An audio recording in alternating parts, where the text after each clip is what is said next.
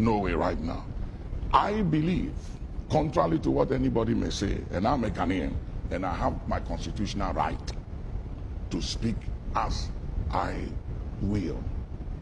I believe that one of the things that will help the nations of Africa is for us to have national coalitions from all political parties. We are thinking about the institutionalizing the national agenda. Yes, come together, get traditional rulers, religious leaders, labor, business community, the youth, even the army, bring them all together. Let's have and let's come together with a national agenda of what we want in this country. For instance, in Rwanda, it's a law that nobody sleeps in mad houses. Nobody. Nobody. You don't build a mad house. You pull it down. It's against the law. Let's have a national agenda as a people that we work on. And let's agree that the next 25 years, there will be no, what do you call it, every 4 years election. No election. 25 years, no election.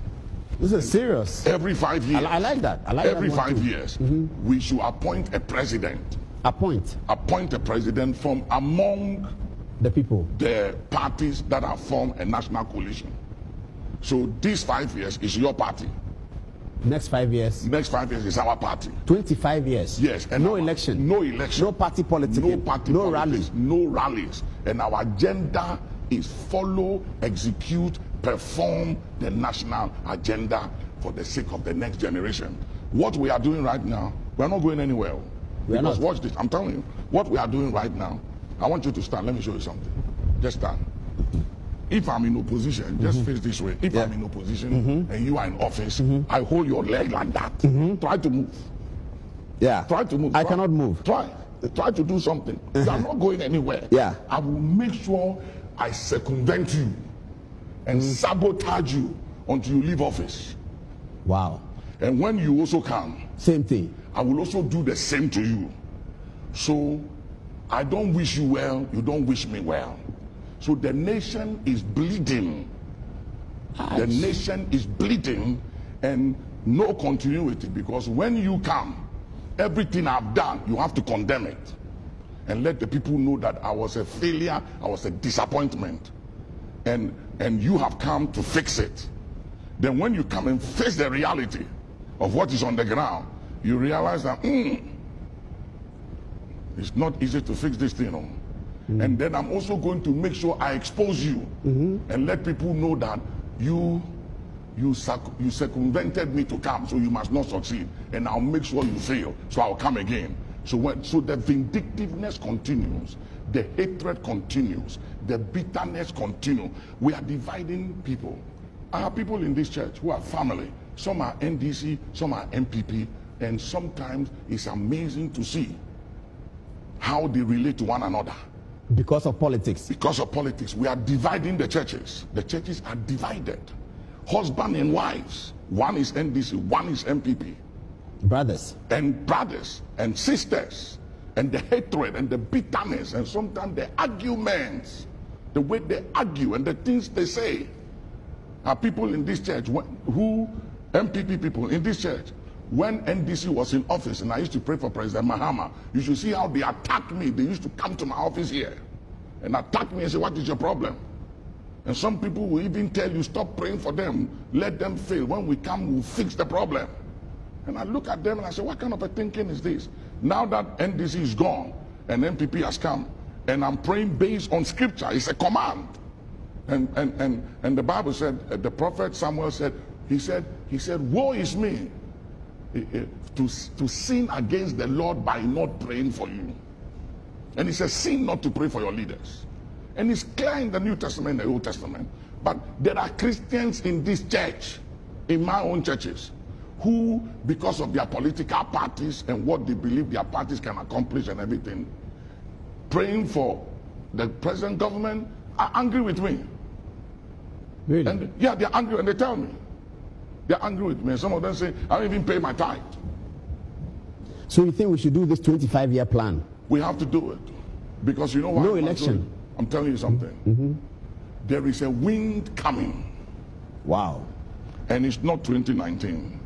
It will begin after 2020 going. After 2020, there's a wind coming. There's a wind coming. The Arab uprising is coming. Here. It's coming. It's coming. By the youth. It's coming not just to Ghana, West Africa, all over, if we don't do something.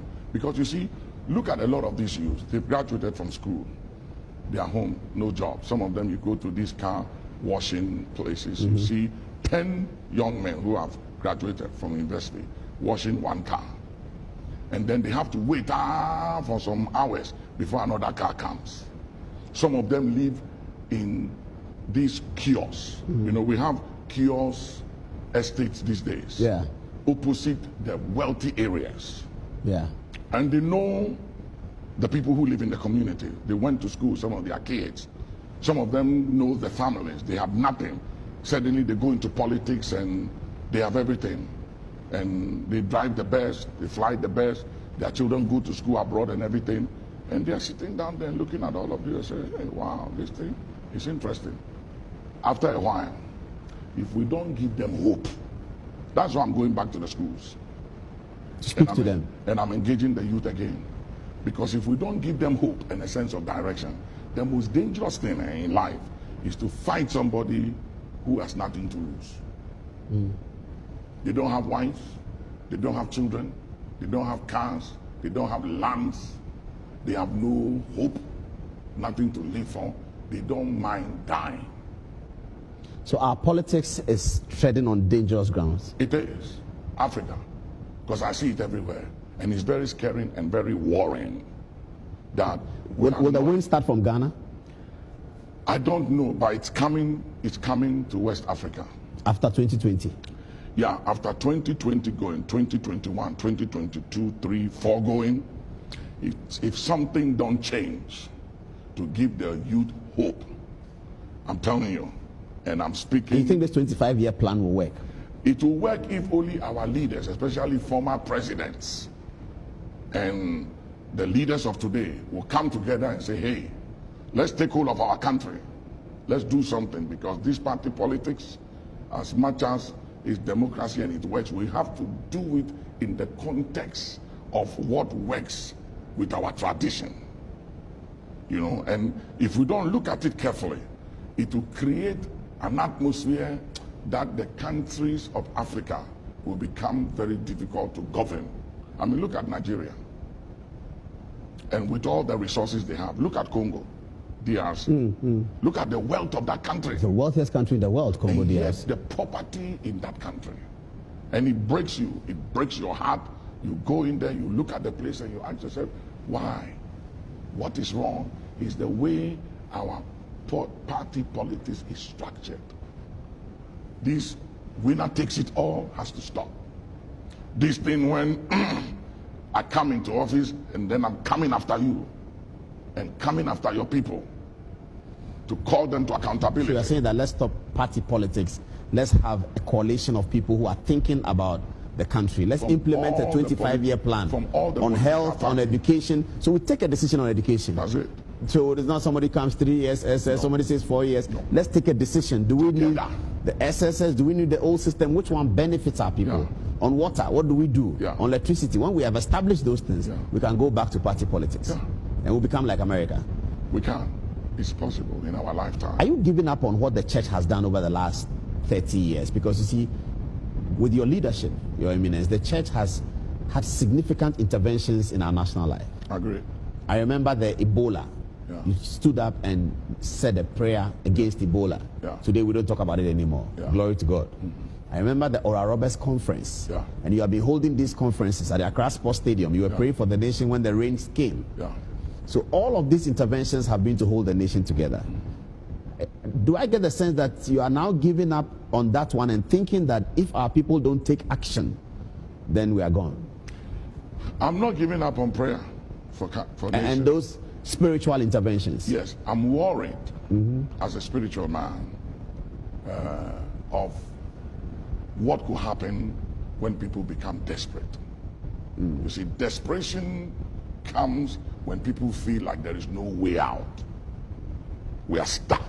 There's no way out. That is where desperation comes. And a desperate man and woman is a very dangerous person. And Jesus said, any kingdom and house divided against itself cannot stand. And the depths of division in this country, with the hatred that goes with it, and the level of bitterness and anger,